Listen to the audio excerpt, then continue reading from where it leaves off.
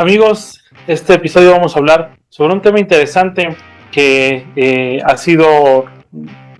revelado hace poco, información sobre cuántas armas pasan de Estados Unidos a México de forma ilegal y que estas armas terminan en las manos del crimen organizado. Nada más ni nada menos, mi tocayo, que 200,000 al año. Entonces estamos hablando de una cantidad de armas ridículamente exagerado. Es una cuestión de un tráfico de armas prácticamente de un país en guerra. Estamos hablando de que además no son cualquier arma, no son revólveres nada más o pistolas nada más, sino que estamos hablando de rifles de asalto, rifles con munición antitanque, rifles antiblindados, y esto habla del poder de fuego del crimen organizado en México, ¿no? Entonces es famoso el cuerno de chivo, se popularizó mucho porque lo usaba el crimen organizado, ¿no? Entonces el tráfico de armas de Estados Unidos hacia México es un factor importante desde el punto de vista militar, en la cuestión de que le inyecta el poderío al crimen organizado. El crimen organizado no solo se sustenta, ¿no?, en su poder económico, sino también en el poder de violencia, de fuego que tiene, y esto se lo da Estados Unidos básicamente.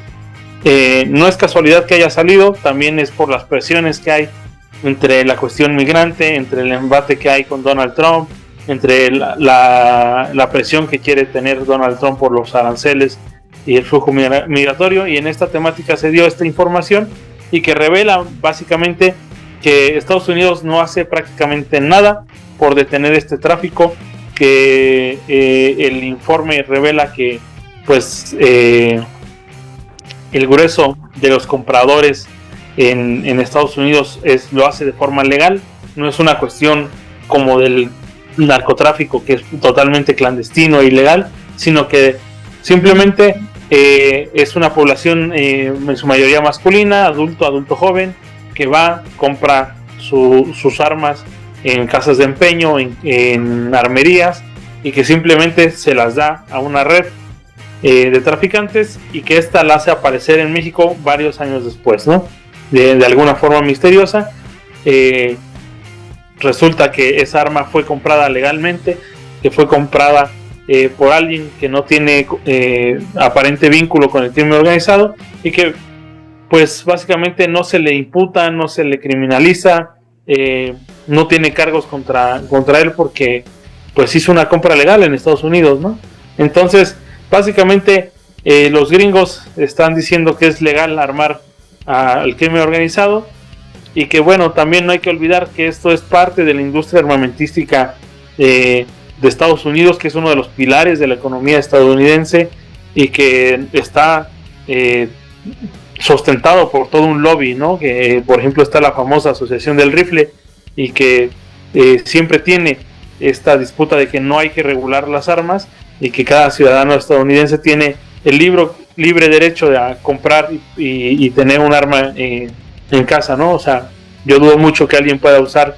un cuerno de chivo para defender su casa, o un antiblindados para defender su propiedad, cuando realmente es ridículo, ¿no? Evidentemente esto pasa a territorio mexicano, a manos del crimen organizado, y México se está quedando muy impune en esta situación. Realmente se ve un tanto débil ante la burocracia, ante la falta de transparencia en rastrear todas estas armas, porque la verdad es que aunque algunas son rastreables, la mayoría no lo son, y realmente no le pasa nada a quien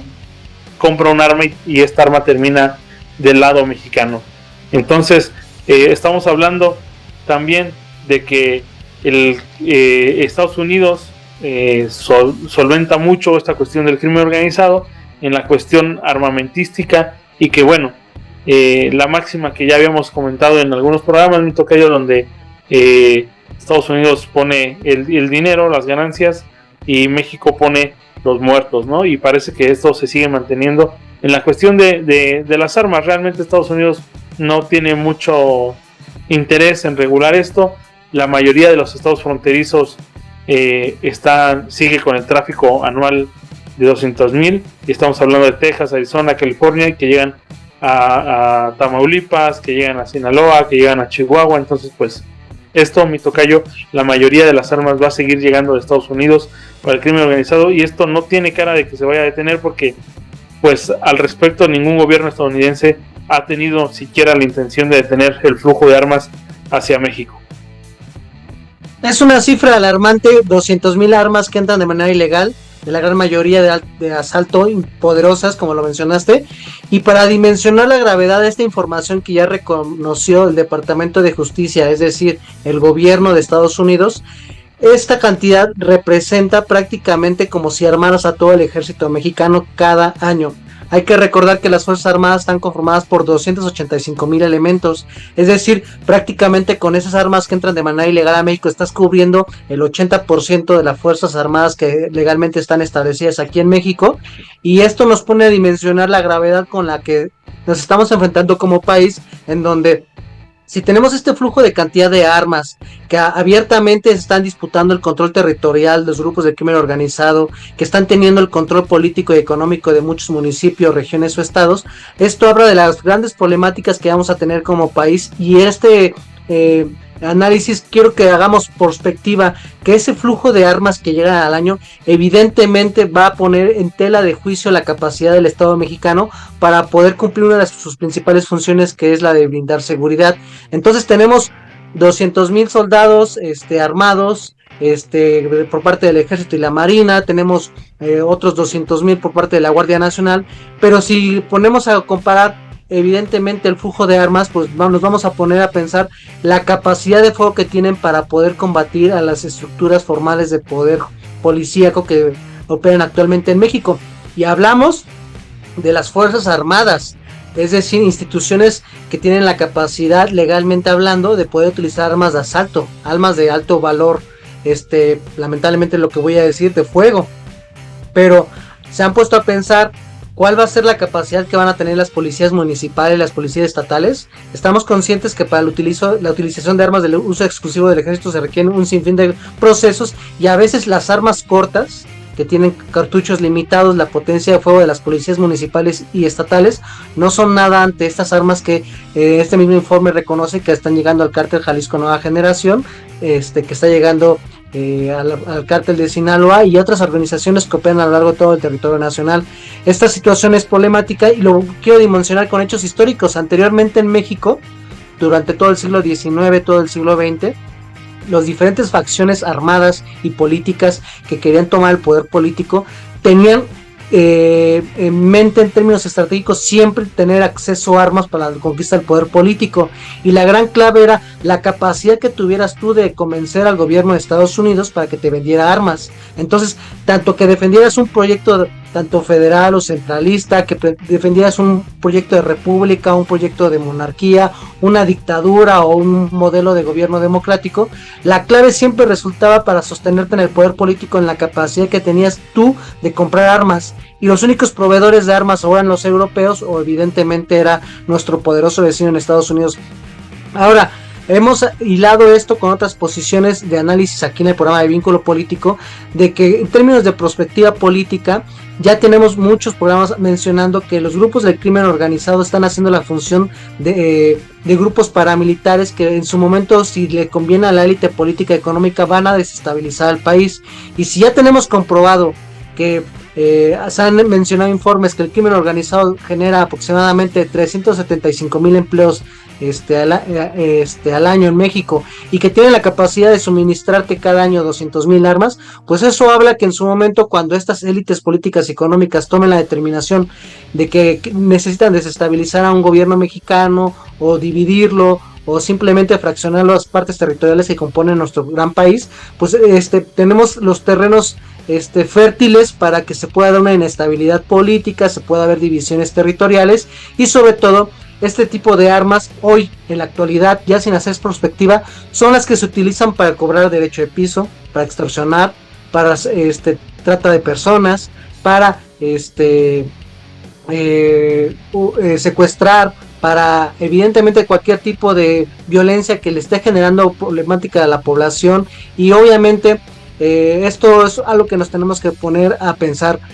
¿Por qué Estados Unidos no está interesado en que se baje el flujo de armas que vienen aquí en México? Pues es muy fácil y sencillo. le venden armas a los narcos, le venden armas al crimen organizado y también le venden armas al ejército. Ese negocio siempre es rentable. Y si estamos conscientes que en Estados Unidos el sector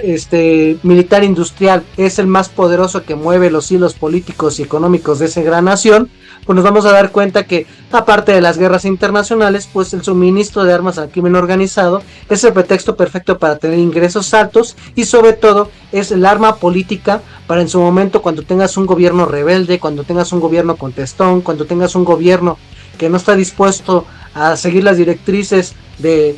las élites que habitan en nuestro poderoso vecino norteño, pues van a utilizar el crimen organizado, al narcotráfico, para desestabilizar a los países. Y no hay que